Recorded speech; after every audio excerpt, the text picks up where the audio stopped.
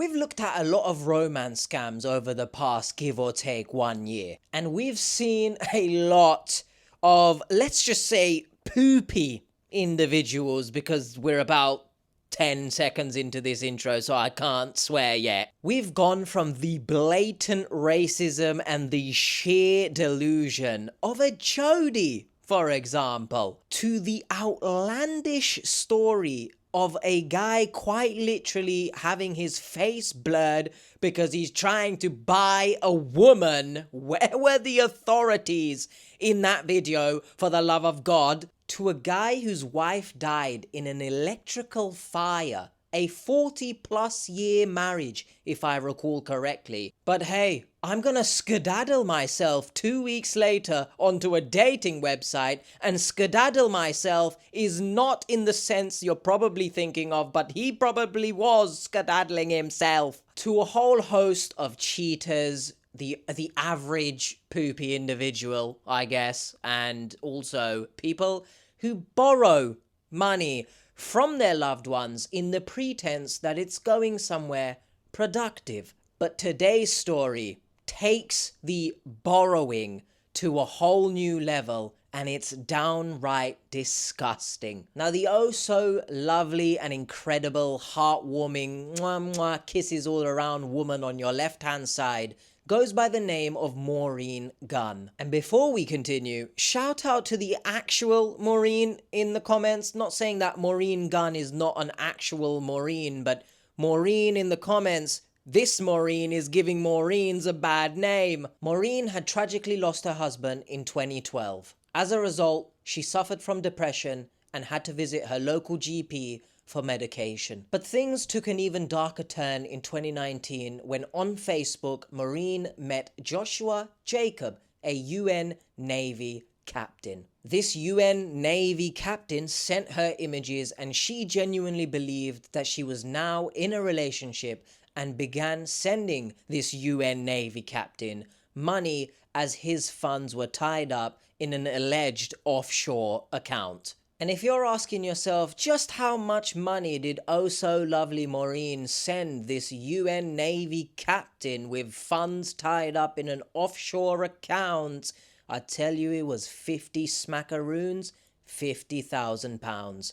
And for anyone listening out there who is a big fan of the US dollar, 50,000 Great British pounds roughly translates to around 62,500 US dollars. To be able to keep up with the payments that she was now sending to her online lover, Maureen had sold her car, items of jewelry, and had even taken out loans. Now on your left hand side once again is a man by the name of David Marr, who is Maureen's brother. Now in David's very own words, just in case anyone has an issue with how harsh I can be sometimes to the victims, Mr. Marr goes on to say that she's a silly old woman for believing this guy online. We all told her it was a scam, but she continued to send him money.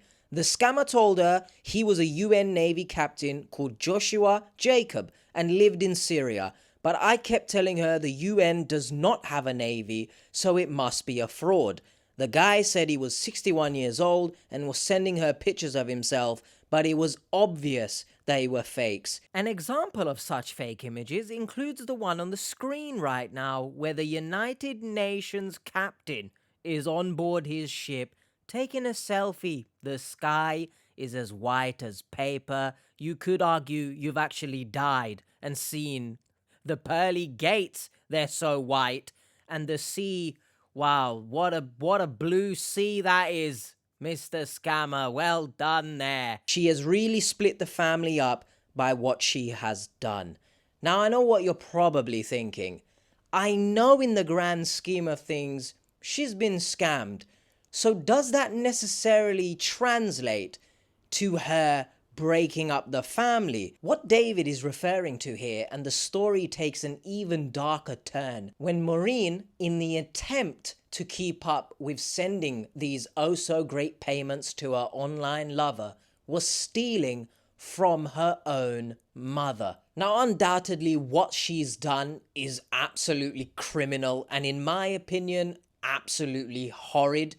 But Maureen took this a step further on my disgust levels when it was found out that Maureen was the primary caregiver for her mother and even had power of attorney over her mother's welfare. Maureen was given access to her mother's credit card and PIN number back in 2019, but these were only to be used for things such as food and clothing. However, once Maureen had no more funds left to send to Mr. Joshua Jacob, she then started withdrawing money from her mother's own account. Over the next 3 years, Maureen began making unauthorized cash withdrawals and made one large bank transfer from her mother's account to her own account. After a while, family members became suspicious and contacted the mother's bank to be able to see the bank's history. It was then that the family discovered that Maureen was taking £6,000 more than what was initially allowed for her mother. Police were called and Maureen was eventually arrested in January of 2024. It was then in a police interview that Maureen had admitted to everything. She admitted that she'd been making bank transfers and withdrawals from her mother's account without anyone's permission. It was later on in court that Maureen pleaded guilty to embezzling £14,521.60 from her mother's account during her time as the primary caregiver from September the 1st, 2020 up until July 2024. In the words of Sheriff John Cook, this was an appalling breach of trust towards your mother given the caring responsibility that you had in respect of her. Now, the next part that I'm going to read kind of boils my blood, so please let me know in the comments what are your thoughts about this. The court, therefore, does require to consider a custodial sentence, but having regard to your age and attitude to your conviction, I will not be imposing custody today. As a result, Maureen was placed on a supervision order for 3 years and was told to carry out 140 hours of unpaid community work as a direct alternative to said custodial sentencing. Sheriff John Cook also imposed a compensation to be paid of the embezzled amount to be paid at £150 a month. Now, Maureen did show regrets and seemingly showed remorse, but I picked out this one particular quote of hers. Of course I have regrets. My goodness, I still ask myself, why did I do it? I'm not a stupid person, but I was in a difficult situation. Now, me personally, I don't think it's that difficult of a situation to not steal from my own mother. But hey ho, everyone's different. Now, I don't know about you guys, but I'm struggling to come to grips with what her age has to do with any of this. Now, I don't like to impose my own opinion or argue against professionals, but in terms of this case, I'm struggling to understand why she's been let off so lightly. By the sheriff's words, if she was younger and did the exact same thing, would she have received a custodial sentencing? Now, I'm not naive to the fact that age can play a factor, and I've written essays and dissertations back in my time at university studying criminology about how prison might not be the best form of rehabilitation for certain individuals. But in a case like this, where it's very clear, at least to the information that we have available, it's very clear that she knew what she was doing every step of the way. At the end of the day, I don't think justice was properly brought about here, but perhaps more importantly, I do wish Mrs. Ma, the mother, love and strength, because I can't imagine how it must feel to have not only your primary caregiver steal from you, but your own daughter. Now, I've always made it very clear in the romance scam reactions that I absolutely hate it when people steal, essentially. It's not borrowing or taking a loan in the cases that we've looked at. It's stealing and using it to send to someone you've never met, likely in this instance, Mr. Joshua Jacob, has never even video called Maureen and use the stolen money in such a despicable way. Now, that's not me saying you can steal the money and then go purchase medication, for example, because perhaps on the scale of lesser evils, that is the lesser evil. But I hope you get where I'm going with this. And this is another story where I feel the urge to tell everyone to never, never, never make someone feel guilty for speaking a certain way about their family, because you never know what's going on behind that family's closed doors. Now, I'm thankful that the mother did have other family members that were able to catch on to Maureen's absolute BS, and I hope they can move past this. But at the same time, I hope they can also learn from this encounter. Learn that romance scams and romance scammers are able to manipulate and twist situations into their own benefit. Learn that in the name of love, which in this case, I know it's not realistically love, is it?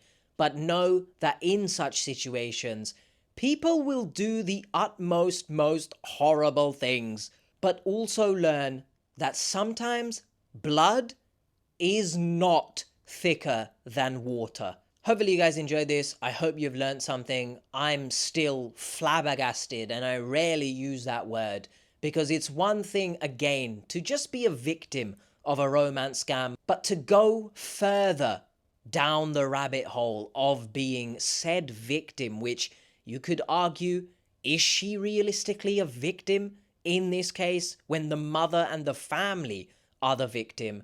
And a lot of people don't seem to recognize that the victims go past just the person being romance scammed. But it's one thing to just be a romance scam victim, but it's another thing to not only be the victim of a scam, but to then victimize other people alongside you being the victim. See you guys next time. Please stay safe out there. Please pay attention to everything that's going on around you. And if you are taking care of someone, please ensure that you're checking potential bank account histories, just in case anyone potentially may have got into those bank accounts. If you do want to watch another story that I covered, I will place it up there. Thank you guys for watching. Bye. Maureen, I hope you know that you are an absolute POS.